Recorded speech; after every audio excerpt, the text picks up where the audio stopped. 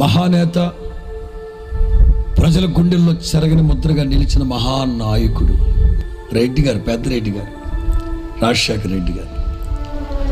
ఆయన చనిపోయిన తర్వాత చాలామందిని ఇంటర్వ్యూ చేస్తూ ఉన్నారు.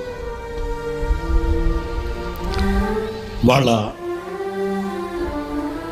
బిల్డింగ్లో ఉన్న తోటమాలిని వాచ్మెన్ ఇంటర్వ్యూ చేస్తూ ఉంటే అతను అంటాడు, అండి